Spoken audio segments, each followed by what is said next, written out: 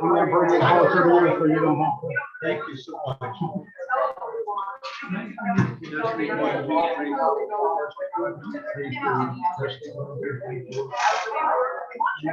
Everybody here, thank you.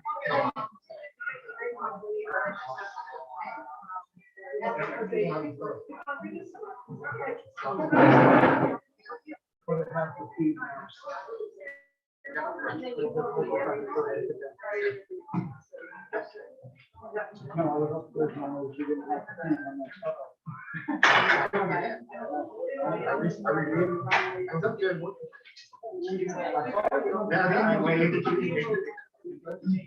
We did not have. Can we all hear that? Can you hear the back row back there? All right, fine. We're ready to begin. Let me make a couple announcements first. The first is that Doris is not here today. She is not sick.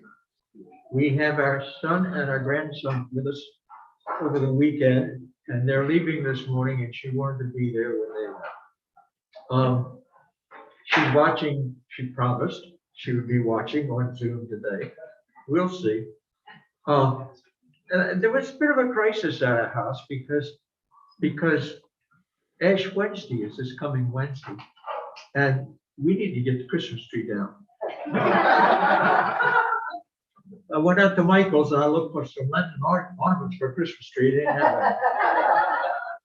So we put out an all signs panic thing to the grandson, and they came down and had it down in less than an hour. It took us 3 weeks to get it up, but they had it down and packed it down in the basement, which was, it's a heavy tree, and so that part of it alone was worth a night out last night for some good meal. But they're leaving this morning. They'll be gone when I get back, and she wanted to be there with them, so that's where she is. Secondly, our class will not meet next week because I need to be in Roanoke again for virtually the entirety of next week. As you know, we're searching for a new president, and the search committee has come up with 3 candidates that they will whittle down to 1 that they'll bring to the Board of Trustees. But they've given the Board of Trustees the opportunity of interviewing these 3 candidates before they make their decision, and I'm going to be there. I have a question I want to ask, and I want to see how they respond to it. I may be the only one of the trustees anymore that really cares very much whether this is a Lutheran school or not. We've had for 180 years Lutheran presidents only. It's written in our bylaws, but they're not so visible anymore. It's not that it's anti, it's just that this is the age we're living in. We're much more secular in our thinking. I want to ask several questions. Well, it's just really one question. You know, sir or ma'am, we are and have been for 180 years the second oldest Lutheran college in the ELCA, and there's 26 of them in the ELCA, colleges and universities. We're the second oldest. And the oldest one is not very Lutheran at all, so we think maybe we're the oldest. But anyhow, it's part of our heritage. We're a small liberal arts college, nationally recognized, but Lutheran. We've had Lutheran presidents the entire 180 years. I don't know what the search committee is going to come up with. I would like to ask, as I am the ELCA representative on that board, so I think I have a right to ask a question. You know, that's our heritage. We have the dean of our chapel is on a request for the life of the college must be a Lutheran chaplain. So that's into our structure. That chaplain has access as a chaplain to our administration, to our student body, to our faculty, and even to the people who serve food if they need help. Well, in your administration, ma'am or sir, will that access be there? Will that flavor of the campus be there? Is that an asset to your administration or liability as you see it? That's the question I want to ask. It has an A, B, and C under it as you get. And I'm not sure anybody else will ask it, and I'm not sure it would avail as a question, but I think I need to ask it. So I'm going back to where I was 2 weeks ago while I was interviewed. Next week, the class we will be here and we will talk about the Afghan refugee program that we are now committed to and invested in and excited about. And I will be sitting here with you because I want to know about it too. So those are things I need to say. Charles, Roho, and the Afghan program. Now those are the three things I need to get out.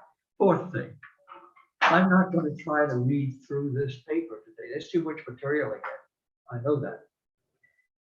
The question that everybody is asked is, where did our liturgy come from? And once again, if I read the whole paper, I won't get there till last. I need to treat it better than that.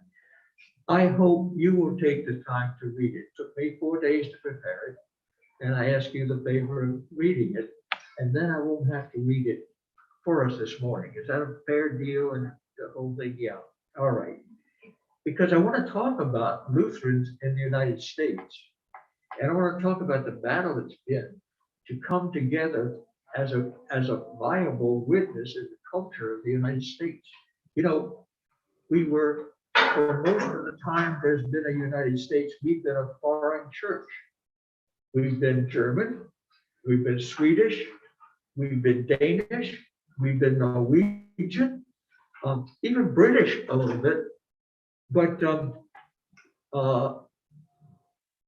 in World War I,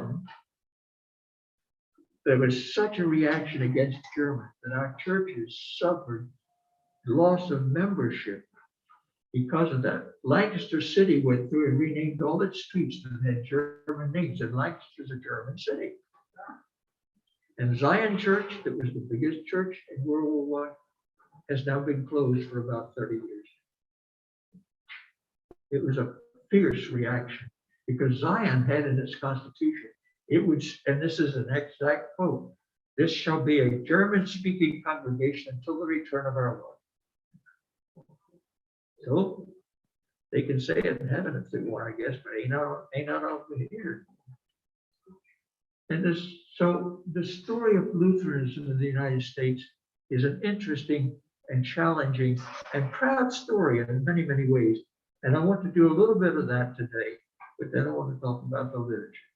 Fair enough? All right. I got a thumbs up.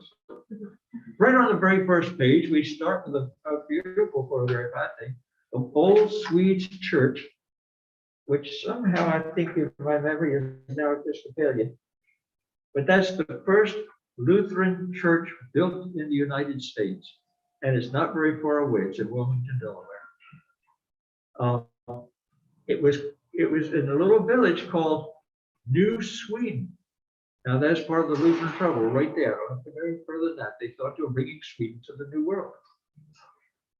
You follow what I'm saying? So did the Norwegians. So did the Finns. Well, it's just, and so did the Germans. So, but this church is still, and see on page 2 of your paper, you'll see the nave of the church today. It still has regular services. It still functions. So that's part of our heritage. And it was dedicated, as you see in the front page, at 1646.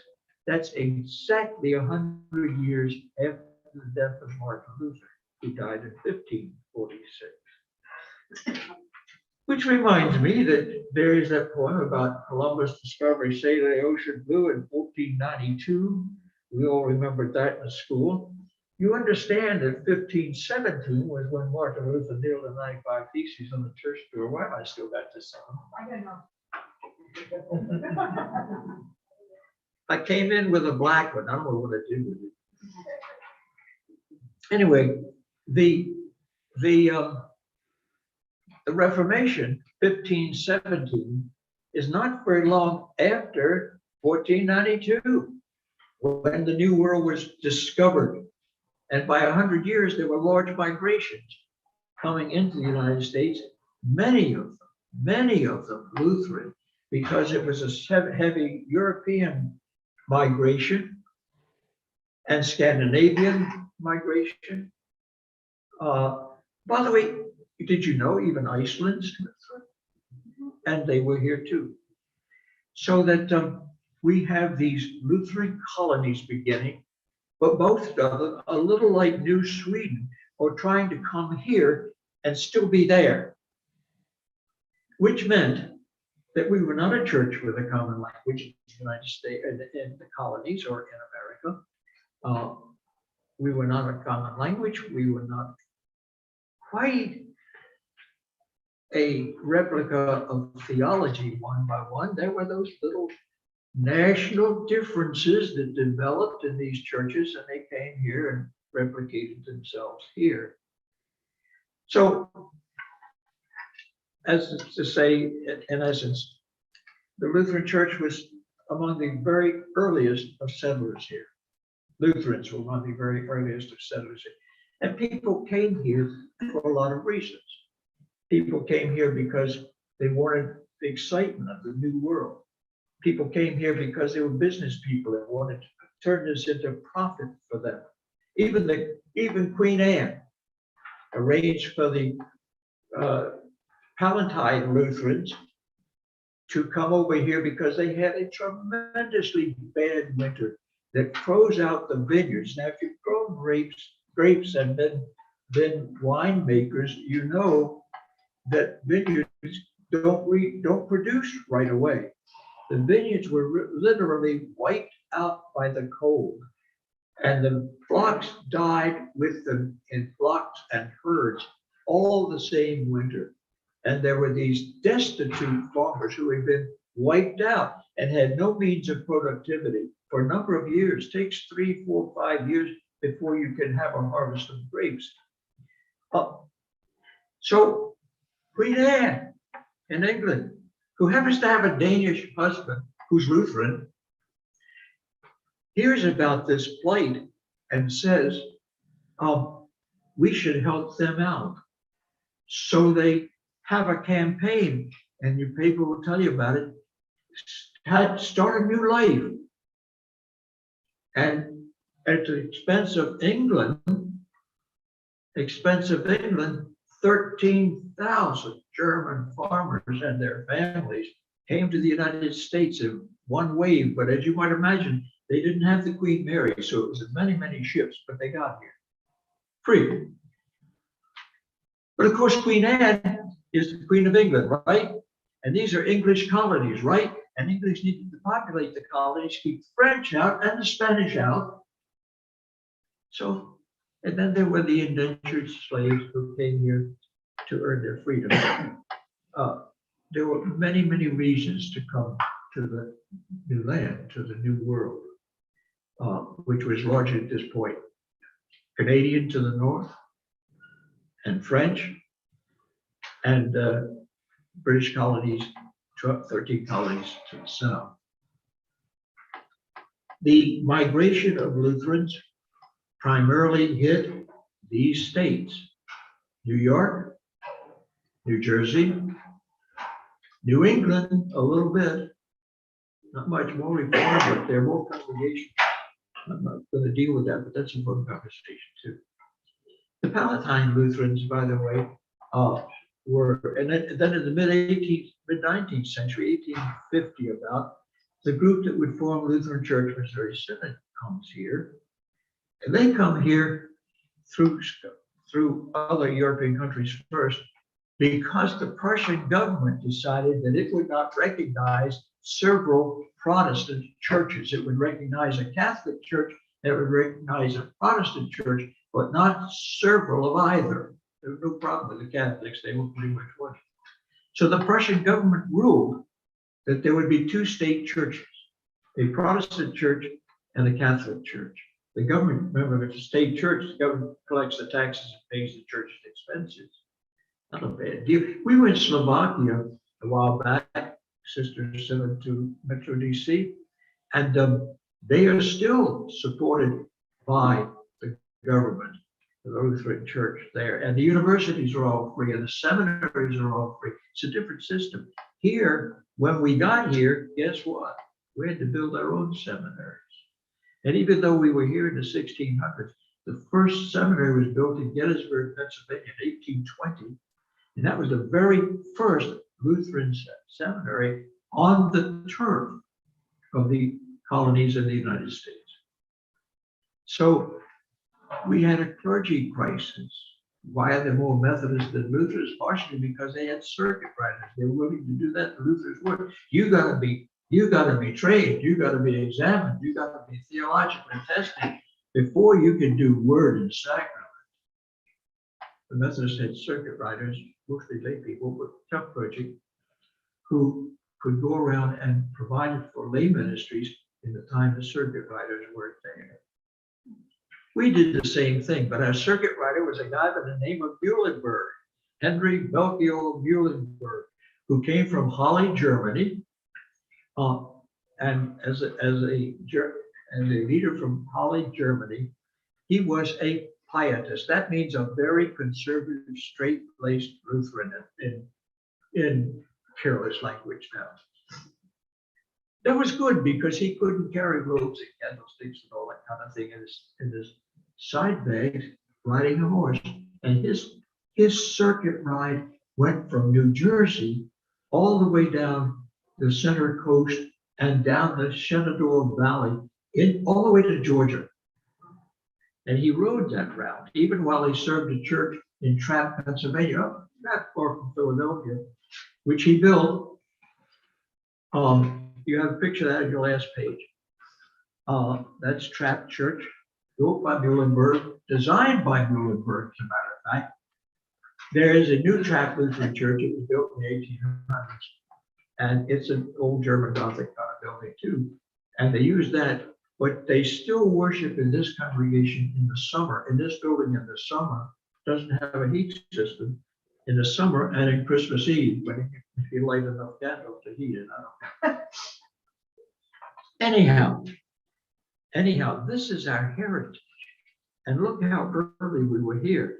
There were churches in the north, up along the Hudson River, up on Manhattan Island. You'll see all those documented here. They were about the same time as Old Swedes, although Old Sweden was just a few years ahead of them in getting a church built.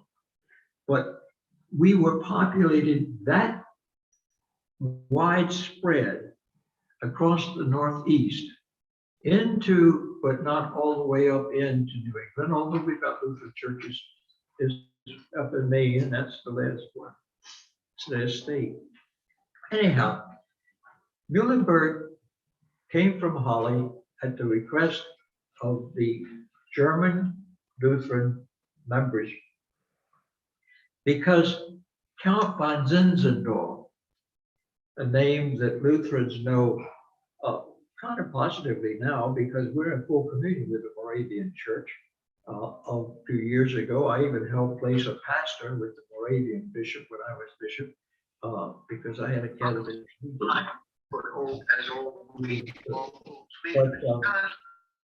years ahead of them, getting a church built. We were populated that. Count von Zinzendorf was a Moravian, and he went because there were no pastors in these faith gatherings that met in people's living rooms and in barns where they were in churches. Count Zinzendorf would masquerade as a Lutheran. He was a great hymn writer. He wrote far more hymns even than Luther. That worked with Germans, and he would go around and he would preach. And for example, at Trapp Lutheran Church, he siphoned off a good number of members into the Moravian tradition. And so they write Halle, which is outside of Wittenberg a little bit, Halle University, where the Lutheran school was at that point in Germany, and said, please send us someone. And who he sent was Henry Melchior Muhlenberg. Fascinating story. He comes over here, settles for a while in Pennsylvania, in Philadelphia, and then moves outside of Philadelphia. He's called to the church there at Trapp. He serves that church and a congregation in Philadelphia and one other one that I couldn't relocate. But he had 3 congregations he was responsible for, but mostly he was at Trapp, except when he was riding his circuit once a year, twice a year, 3 times a year, all the way up to New England and down to Georgia. Now, if you ever go to Roanoke College, you'll go down Route 81 and you'll read all these German town names, because at the same time, Lutherans are coming in the port at Baltimore, going over to Hagerstown and going down the Shenandoah Valley. And there are all these, the heartland of Lutheranism when I was a kid was the Valley of Virginia. That's where they were. These people would do farms, and then Zinzendorf would drive through and start a church. So we were kind of everywhere and in significant numbers. But by 1900, there were 150, approximately 150 Lutheran synods that were divided from a national awareness, from a national strategy, from a national presence to an individual thing. Minnesota, North Dakota, West Coast, East Coast, up the Hudson River. There were synods everywhere, all of them regional, and all of them having an ethnic identity. Are you with me when I say that ethnic sounds like a bad word? I don't mean that. National would be a better way to say it. So we have the Finns and the Danes and the Norwegians. A dear friend of mine, he still lives, but I haven't seen him much since I retired. He was a chaplain, chief chaplains for the ELCA. He was in our synod office. But Lloyd was married. Lloyd was Norwegian, and he was from the Norwegian church. And he had some weird customs that he laughed about and talked about and even acted out on Norwegian festivals while they had lunch at the synod office. And his wife was Swedish. I don't know what her name is. He called her every time the Swede. She didn't have a name. She was the Swede. He was a Norwegian. He came in wearing a dress and horses. So tied were we into that national identity as well as our Lutheranism that guess what? By the 1900s, we're being considered by everybody, and even in some ways by ourselves, as a foreign church. The Baptists speak English. The Methodists speak English. We shot ourselves in the foot. Enough of that. How American were we? Henry Muhlenberg. I don't know. Don't ask me, because I don't know this, and it's not written by any historian. All this traveling he's doing from New England to Georgia, they still have 11 children. I'm not quite sure how that happened. 4 of them are clergy. 4 of them are clergy. They were trained at Holly. Augustus Church, by the way, as you see, it's Augustus Lutheran Church, because his teacher at Holly was named Augustus, and he named the church that he built in Pennsylvania after his teacher. So it's Augustus Lutheran Church. By the way, it's historically connected to us in many ways. Dr. Franklin Clark Fry, that we mentioned earlier. First of all, Muhlenberg and his wife are buried at Augustus Church. Franklin Clark Fry, president of the Lutheran Church in America, the ULCA and the LCA sequentially, is buried there, and his wife Hilda. And Franklin D. Fry and Franklin Clark Fry. Fred D. Fry is the son of Clark Fry, were buried side by side at Augustus Church. It's kind of a It is, by the way, a national, United States national landmark today and taken care of by the Park Service, among other things. But Lutheranism it's kind of the start of organized Lutheranism. Muhlenberg also must have been thinking while he's riding his horse, can you imagine saddlebirds riding from New Jersey to Georgia on a horse? He must have wondered, there's got to be a better way to do this. He calls together the Lutherans into a synod in Philadelphia. And the first parish I served as an interim pastor over the summer, and then went back as a called pastor when I graduated, was 5 churches, and the 5 churches were within a 5-mile circle. The idiocy of that. But the church, and part of the reason for it was that Salem Church, I won't say exactly where, Salem Church had delegates at Muhlenberg's first ever synod convention in Philadelphia, and the date is here. That idea finally began to call Lutherans from being individual congregations out in small cities into coordinated bodies of people, though they were regional. And soon there's a New Jersey Synod, and a New York Synod, and a Virginia Synod, and a North Carolina Synod, all almost within Muhlenberg's lifetime. And we began to get the regional development. Then synods developed everywhere. I started to say about Lutheran Church Missouri Synod, they came to this country because they were running for the Prussian merger, because they were not going to be Reformed and Lutheran merged into one. That has some funny stories too. I don't have time. Well, we're in Vienna, and we're in a Reformed church in Vienna. And as Wrigley's bust over the door of one of the side doors in the front, or side of the chancel, and Luther's bust on the other. But that was the only thing we heard about, so we finally there.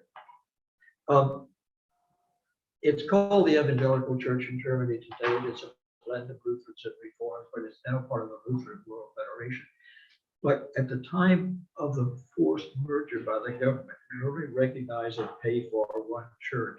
There was this group of very strict confessional Lutherans who left Germany and came and finally ended up the Mississippi River at a place called St. Louis, and that's the Lutheran Church Missouri Synod. They're just about as strict as they were then. As you will notice in your paper, I go through at one point all the mergers that started after 1900. Let me tell you which page that's on.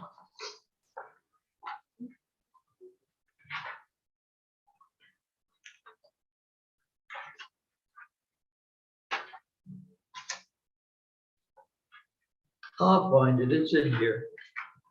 I know because I put it here. Page 5. Thank you. Page 5. Yeah. I was looking deeper than that. Yeah, there you will see where the churches began to come together. And between 1900 and 1930, major, just look at what it says. In 1930, 3 German churches, will go above that a little bit.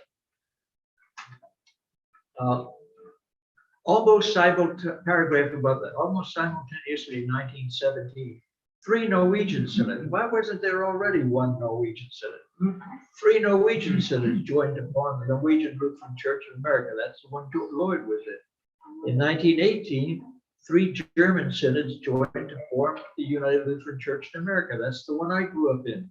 The National Lutheran Council was formed in 1917 because the United States government said, we want chaplains and we want Lutheran chaplains, but we're not going to deal with 12 Lutheran churches. So not out of anything other than self-defense, these churches, these 2 major churches now, two churches, there were 6 churches really that were all German, went together in the National Lutheran Council to form a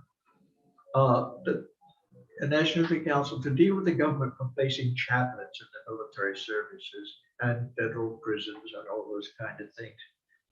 In 1930, the American Lutheran Church, ALC, and they together with the ULCA formed the National Lutheran Council. That's repetitive from the previous chapter, I apologize. To continue history by moving to the present, the ALC, the AELC is it, the Association of Evangelical Lutheran Churches, which was people angered by the division within the Lutheran Church Missouri Synod, who withdrew as a seminary faculty to Chicago and became Seminex, and as the AELC. And they lived as that until a little later when they converted some to the additional ones.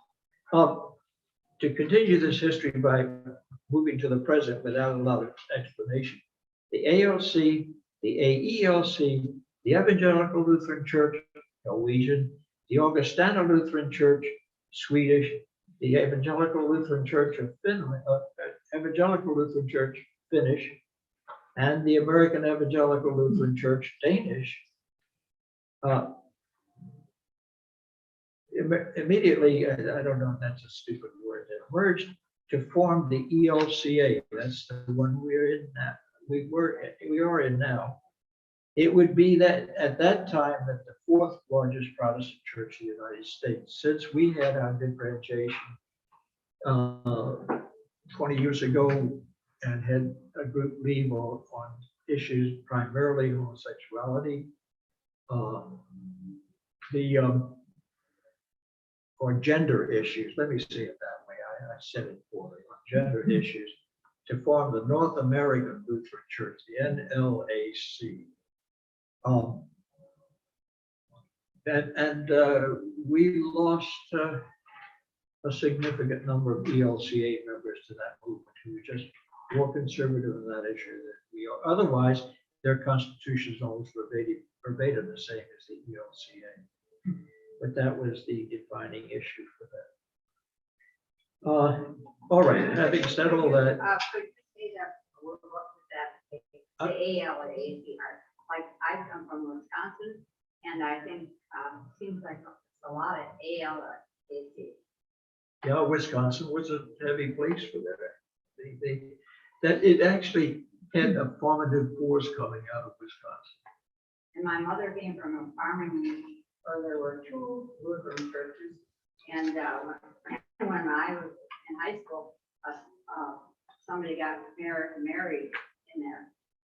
I said, well, what do they do? Why do you use two? One was for things like married citizens, and the other was the regular Sunday. Norwegian. Norwegian.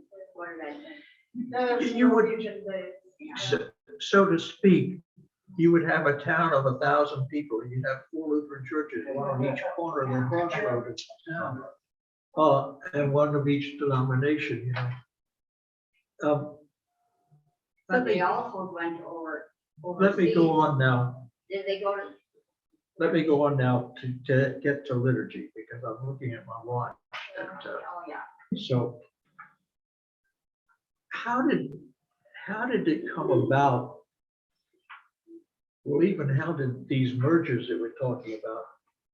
In 1888, the 2 East Coast synods that had come together appointed a liturgy committee in search of a common worship service. And because of all the differences, we had very pietistic and very conservative Lutherans. We had evangelistic Lutherans, but we also had very fundamental Lutherans. Gaithersburg Seminary doesn't publicize it, but we had during the Civil War era, we had a Gaithersburg Seminary, which was, remember, the only seminary in this country for Lutherans. We had seminarians who owned tents and went out on weekends, put up the tent, and held revival. imagine a Lutheran doing that? Up along the Susquehanna River in the town spreading off of the river, there are still a few Lutheran churches, I think. They were when I was serving in that area. A few Lutheran churches that have anxious benches. Anybody here know what an anxious bench is? An anxious bench is a bench that sits right in front of the pulpit. And if you want to be saved and you're not saved, you sit up under the preaching in the anxious bench. I'm not. What I'm saying is we had everything from very fundamentalist to very high church, anything in the middle. That partially was the division of sinners. It was partly how we worshiped at home in the old country. But the revivalism was pretty much American stuff. And because there's no state church, you've got all kinds of churches around you too. It isn't just a Lutheran church like it would be in Norway. There is everything else that's in America too, in your same town. So you're exposed to all of this. And that came over to us as well. So we didn't have a common service. We didn't have a common liturgy that the church agreed on. And I ask you to turn to page 6. Because in 1888, the church, well, actually before 1888, this is the 19th century now, but in 1888, the common service that we used to talk about, the common service of the communion, the common service, I didn't understand that common didn't mean ordinary as it's come to be now. It meant agreed upon, common among the Lutherans, a common service for the Lutherans. And they appointed a committee that was knowledgeable about worship. And this is the preface. I have a copy of that 1888 edition. And the preface explaining the liturgy says this in part: the revival of our church life, which has distinguished the 19th century, brought with it in many minds the desire for a retention of the services belonging to the youth and formative period of our evangelical church, our Lutheran church. These services, it was hoped, would prove to be not only a fitting mode of worship, but also a valuable bond of unity among the separate branches of this church. Hence it was agreed by the general bodies concerned in this work of securing a common service, a service we can all agree on, that the basis should be the, quote, common consent of the pure Lutheran liturgies of the 16th century. Back to Luther is what they're saying. What did Luther do with the liturgy? Remember last week and the week before, I talked about Luther's general reluctance to do much with the liturgy at all. He thought that was pretty much untouchable. He changed the Eucharistic prayer, the canon that claimed the actual transubstantiation to the body and blood of Christ. Luther took care of that with a prayer, but not with that particular intercession. Otherwise, it's the same thing as the Western Mass. The only other difference he made with it, he embraced the liturgy throughout with hymns that the congregation could sing. Remember I told you, low Mass, under the Tridentine Mass, low Mass, we sang 3 hymns. I picked them. And then Father came and initialed them sometime after they'd been sung. Because the Mass never stopped. The congregation sang hymns to celebrate the Mass, but not to be part of it. It was a strange thing to a Lutheran. Luther gave the Mass back to the people. He took it from Latin and put it into German.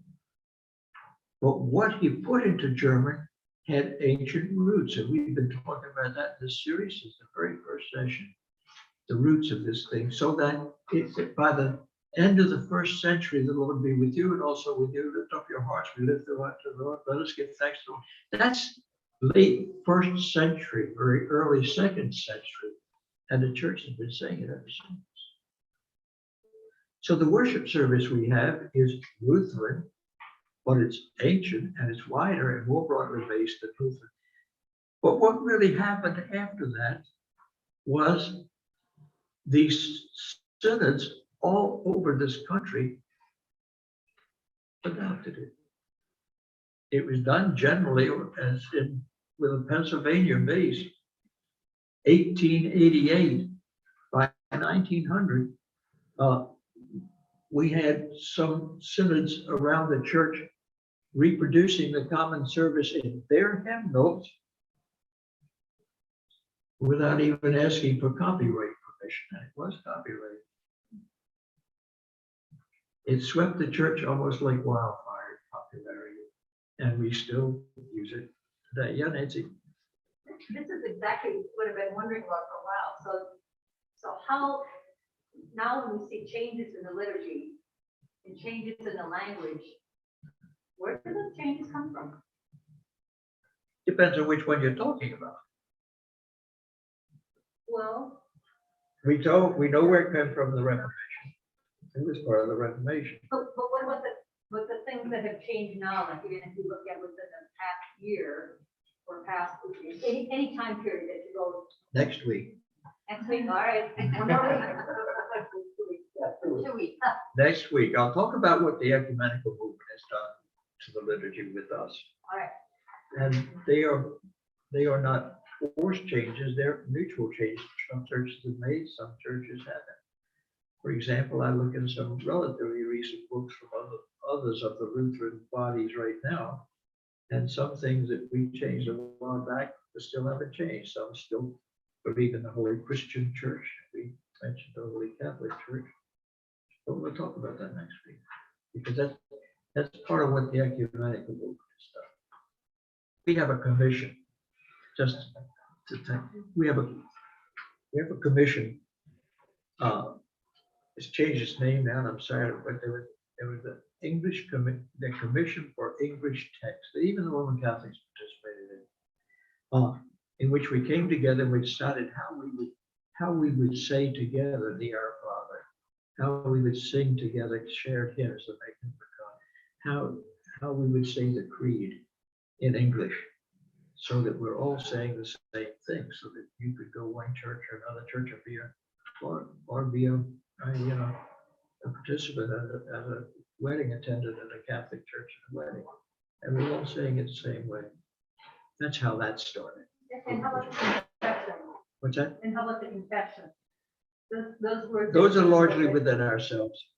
And each hymnal commission seems ready to do them one way or another. And what we're doing today is often done in the name of contemporary, often done around the hymnal. For example, the ELCA puts out a disc every year that will give you services for each year following the liturgy, but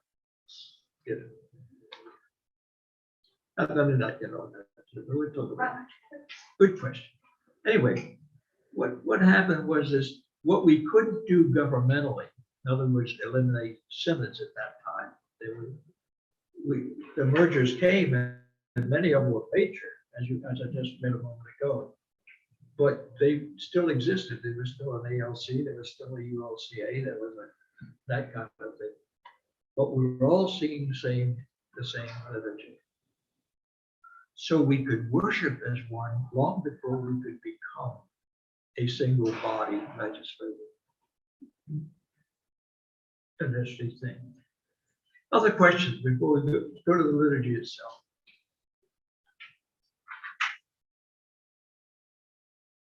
Jeffrey, jump up and down and yell if you have something you want to say or correct me about, by the way, because now we're moving into your turn. Now you're moving into your turn. You know, it's gone under a number of names: the common service, or the service and the communion, or the Mass of the catechumens and the Mass of the faithful. We talked about that split rather early in the church. Or the celebration of the Eucharist, and they name the whole thing that way.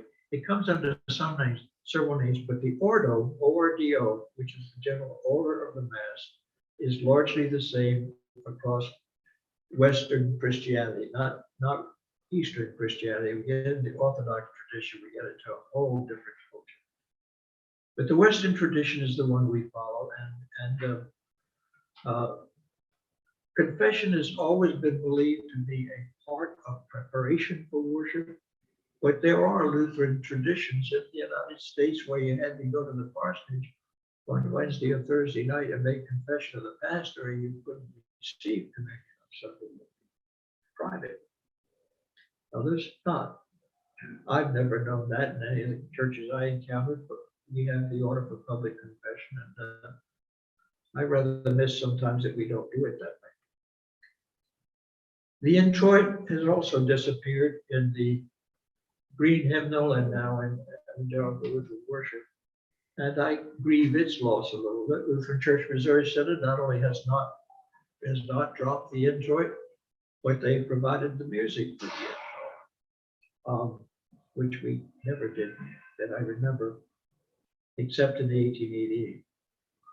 But the introit was kind of an introductory anthem. It's one of the propers.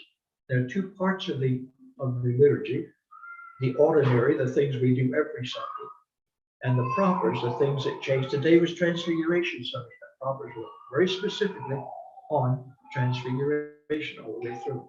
The hymns were part of that. Marvelous selections, Jeffrey. The introit proper is specific for Sunday or festival. Not included in the last two hymnals, and I don't know. Jeff, do you know why we deleted it?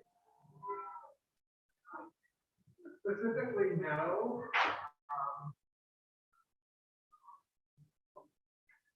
Well, at least you didn't have to write the music for each weekend. No, I mean, it was kind of, it was sort of replaced by the gospel acclamation.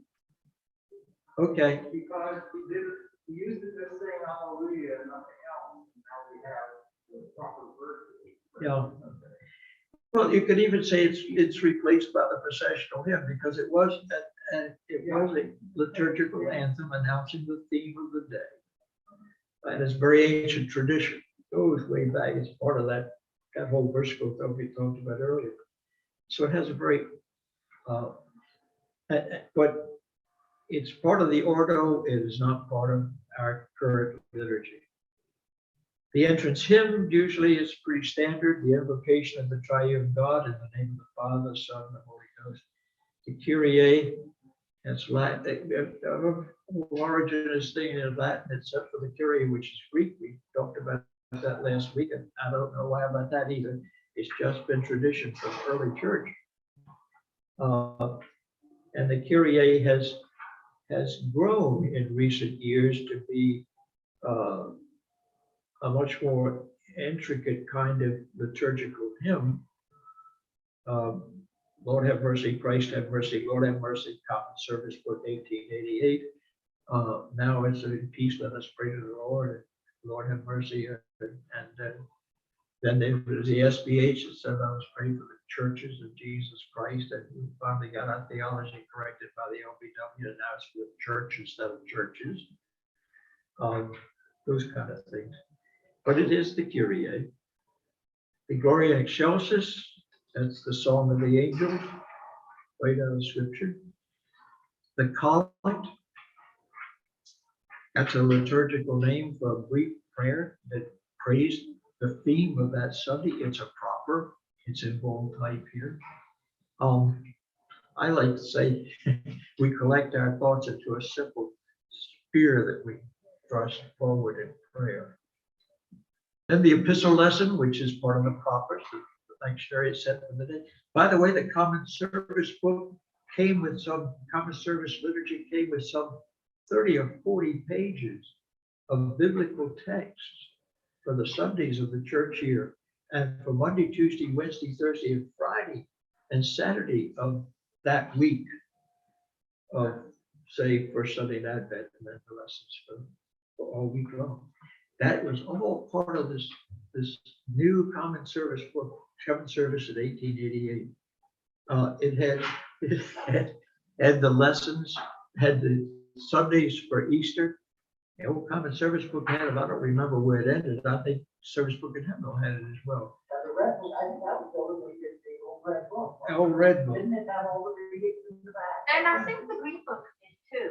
Yeah, I don't, we usually, our calendars tell us most of the time, so we don't bother to look at the hymnal, but there was that chart there.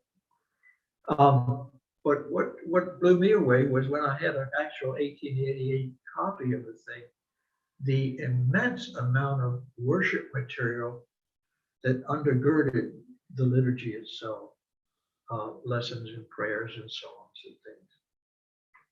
The epistle, and then the Alleluia sentence, which has become more specific as a proper in EOW than it has been earlier.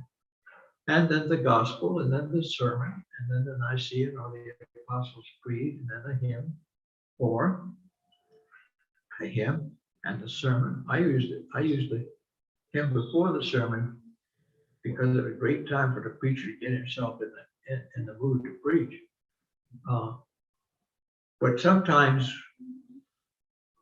I can recall times on Sunday mornings when Dr. Patterbaker would do such an exciting improvisation of the sermon hymn that the people were standing up and the rafters were shaking, and I was standing in the pulpit ready to preach saying, Schneider, the best thing you can do is shut up.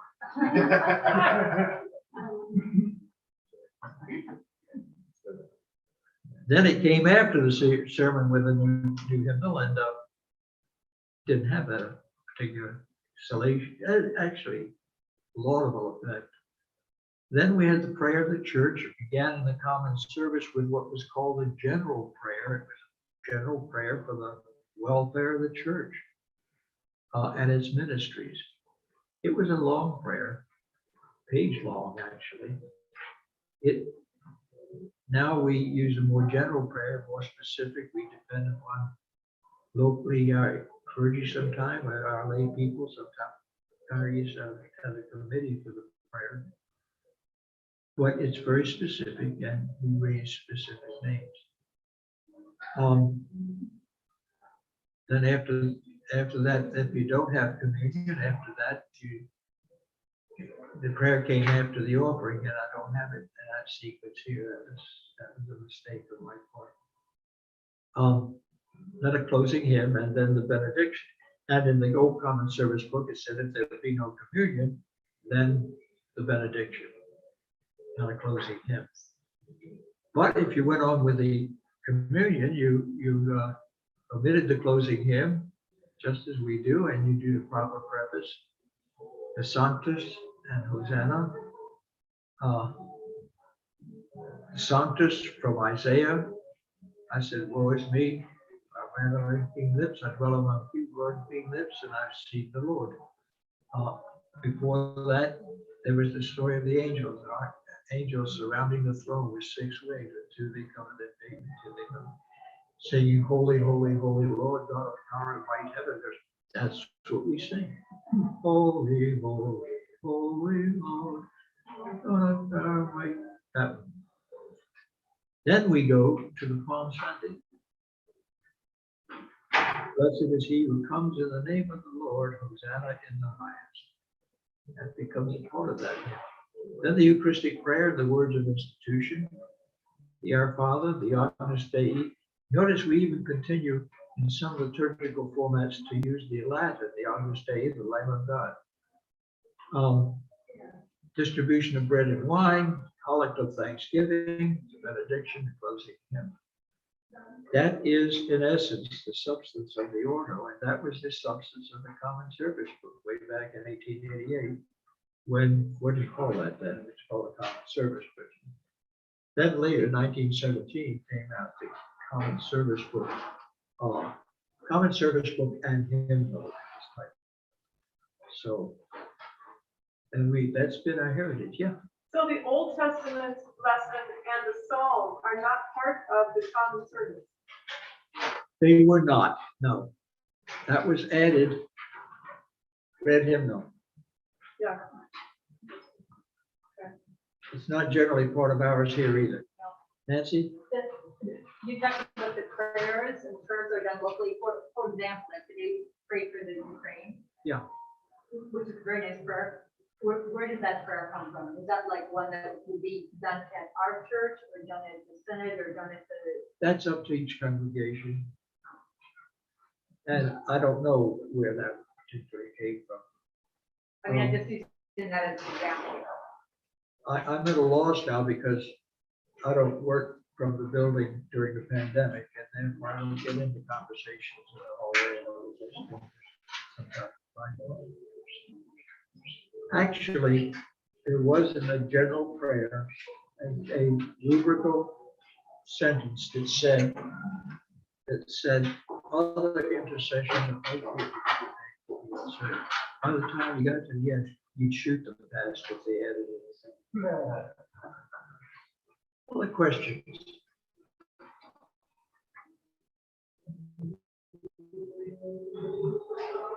That's where our liturgy came from. Very interesting. That's where our liturgy came from. And it's really got, as I started off saying in the first of these sessions, it's got ancient roots. Christians have been using these words and words like them in very much this sequence since the 2nd century. And it's simply an office of education and praise. It has the catechumens is praise and education, and Eucharist is celebration. So you remember way back when, by the 3rd century, 2nd century, in the Mass of the catechumens, but the Eucharist was closed. Only believers could come to that part of the service. Any questions? No, you've got me so confused now. I don't know what questions. Thank you so much for your patience. Remember, next Sunday, I will be here, but I will talk about the refugee program and refugee program. And then the following Sunday, we'll finish this series. Somebody, is there a question?